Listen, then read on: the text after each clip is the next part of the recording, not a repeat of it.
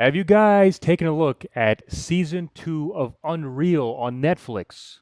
Because I've watched it beginning to end, and I'm going to let you guys know about my opinion on how I felt about season 2. Now, you see, there's one thing to keep in mind here, and if it wasn't apparent in the first season, it is apparent now. This is not a raw, uncut, unfiltered, true behind the scenes. This is a show about behind the scenes. You see the difference?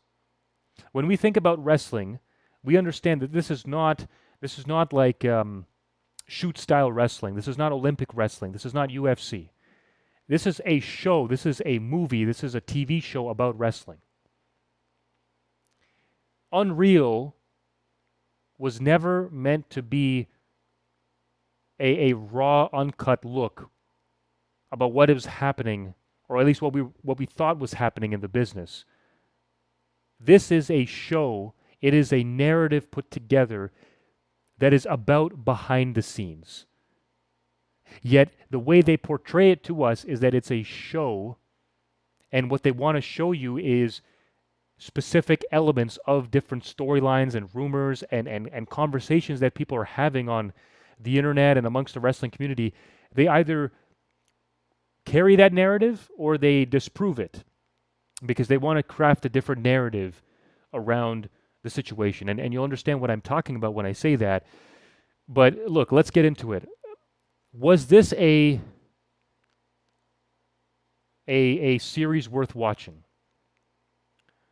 I'll tell you something. It depends on who you are. It depends on the audience that we're catering to. This is not for the hardcore fan. Like you and I, like we're wrestling fans. This is not for us.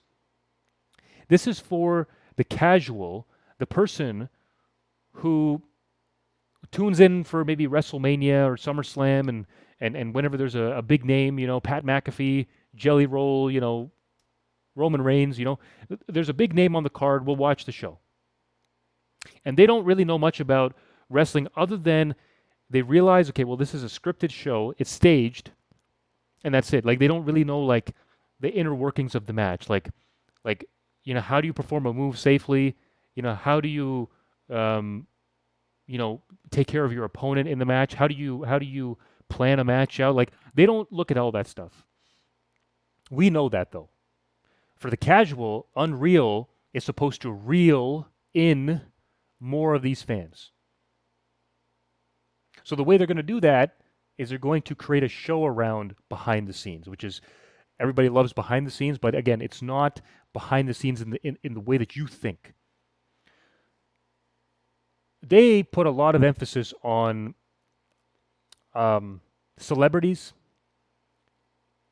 They had a whole episode dedicated to Jelly Roll and him training, him taking care of his body, him hitting the mat. Of course, we appreciate someone like him. I mean, we could see it. Like, he has the desire to be in the ring. Okay, he worked hard to be in the ring.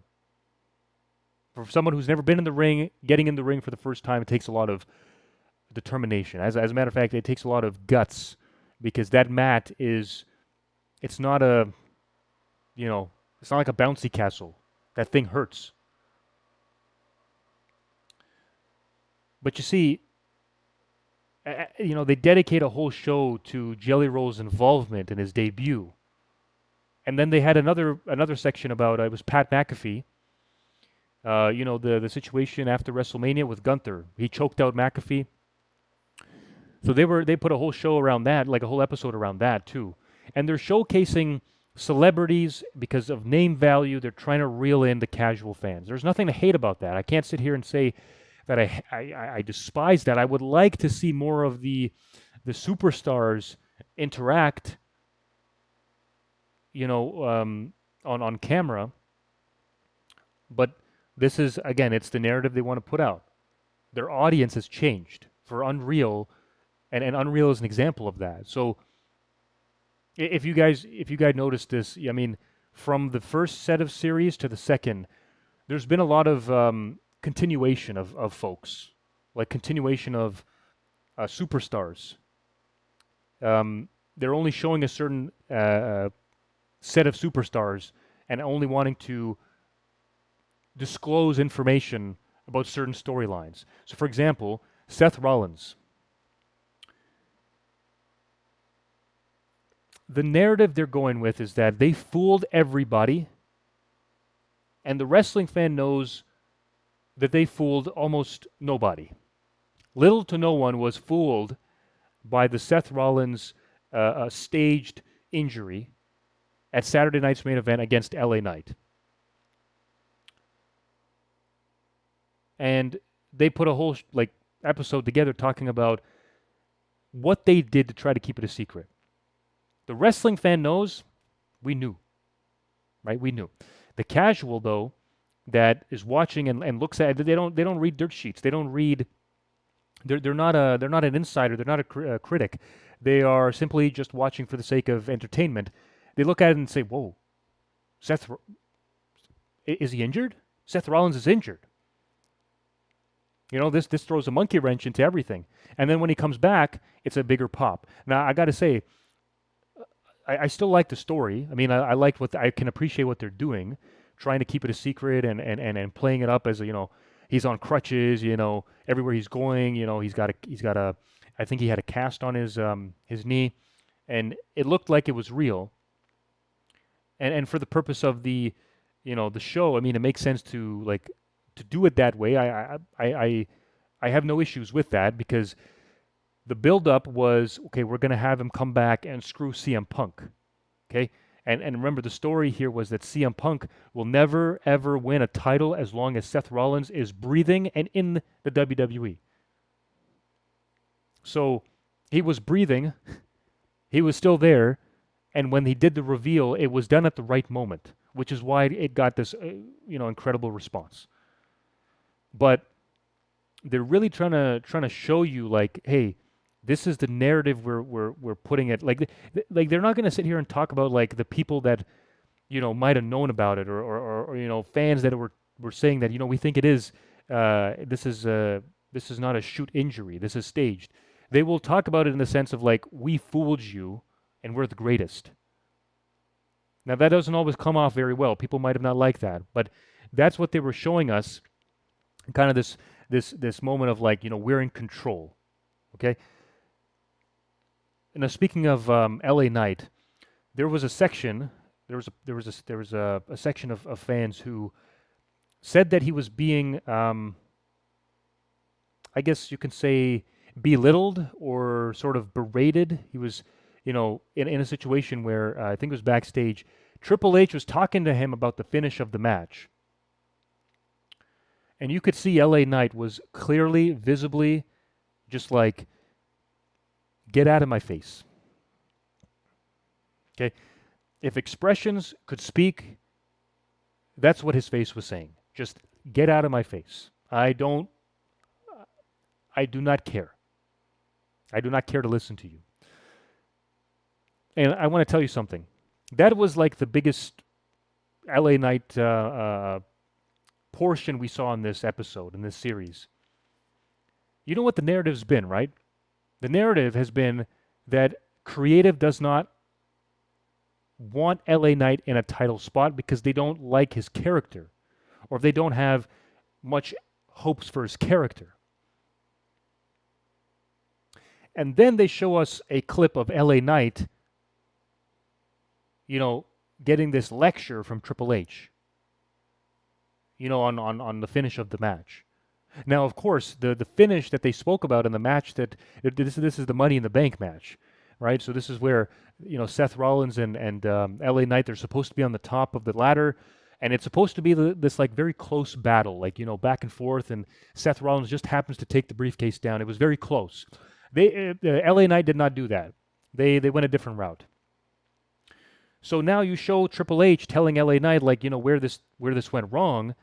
And it makes LA Knight look like the bad guy because he didn't follow the script, right? Which, again, is totally cool. Like, there's no issues with telling a talent, like, look, we talked about it this way for a certain reason, and it was supposed to make you look a certain way.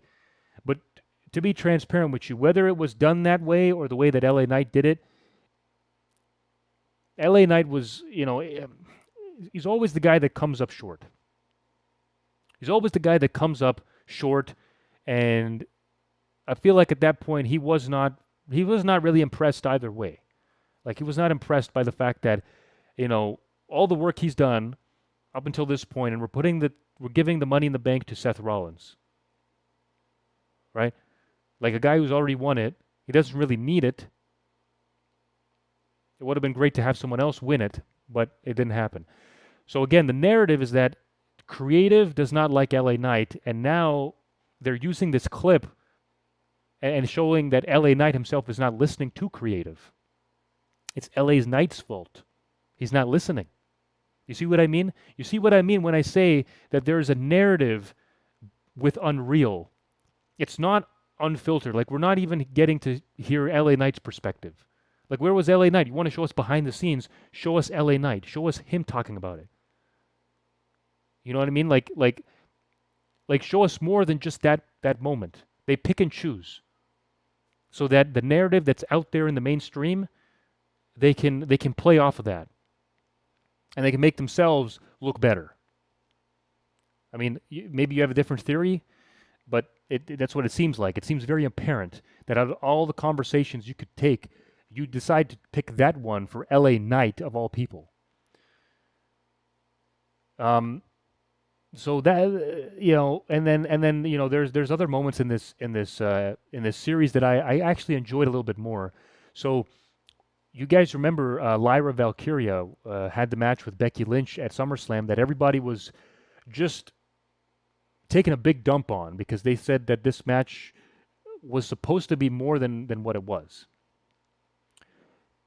This is the kind of behind the scenes I enjoy because it's genuine and it's heartfelt. You could tell that she's telling the truth. Lyra was visibly upset about this match. If I remember correctly, there were spots in the match like she said that from the beginning she hadn't felt like she was in the right mindset for this match, for whatever reason that might have been. And she comes out and there's a spot outside the ring. She throws Becky into the photographer. And then she apologizes to him, right? This is on camera. We're seeing this in real time.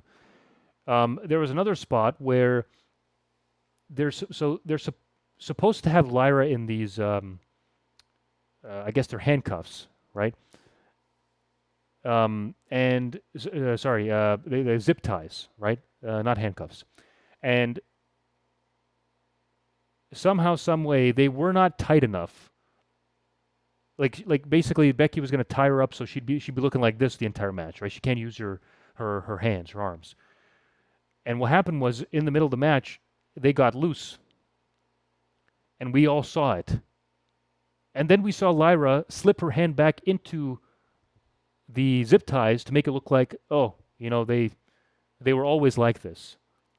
Because her perspective was, well, the cameras may have not caught me taking it out of taking her hand out of the zip tie or getting it loose. We did see it. That's just something that you cannot hope for the best. Like you can't do that because the cameras are everywhere. People are, like their production has gone up at this point. So people are watching, people are filming, okay, as they're in the arena, and there's multiple camera angles, right? So they're tight on the action. So you cannot just assume that the cameras don't catch it. You've got to assume that every single thing you do is it could be photographed, it could be videotaped. So you've got to treat it like it's real. So if that's where she was saying, like if her hand slipped out, they should have just continued the match that way and just leave it that way. Like she slipped out of it. Okay, it's good. We're not gonna go back to that. So the fans, I believe, I think this was the most real moment in this Unreal series is that the fans love to see vulnerability because it's called being relatable. Okay, we relate to someone who visibly like is upset because they put in all this work and now they're upset because they underperformed and they knew they could have done better. I mean, bro, that's everybody feels that in every area of their life. So the fact that she owns up to it and apologizes. I mean, she didn't even have to apologize. I mean, things happen. We have good days and bad days, right? But she did that. I think it makes Lyra more of a fan favorite because me personally, I'm not the biggest fan of Lyra Valkyria. I think a lot of that also has to do with the way they book her on the shows. But seeing that, I have more of an appreciation for Lyra, and when she's on television, I'll be more intrigued to see what they do with her because I can see what her intention is. Like she cares so damn much about her performance for the fans that she was sitting there backstage telling Becky Lynch to yell at her and give her criticism, harsh criticism because she said that I need to be yelled at because I didn't do a good job. I mean, think about that, right? So I enjoyed watching that. That section there. Um, so again, great moments throughout the entire series. I'm going to cap it off with this one thing here. A lot of people had issues with this one. So people compare Vince McMahon and Triple H, okay, and they say that Vince, you know, there were certain things you just like there were the boundaries with Vince in a professional setting, and especially at a show. There's certain things you are able to do, certain things that are forbidden, and not just forbidden in wrestling, but in any situation where it's it's employee and it's employee boss. There's a relationship there that's different from you know you and your friend or husband and wife. You know what I'm saying? Like it's a different relationship. Triple H is very much more of a collaborator. People have said this. We see this all the time.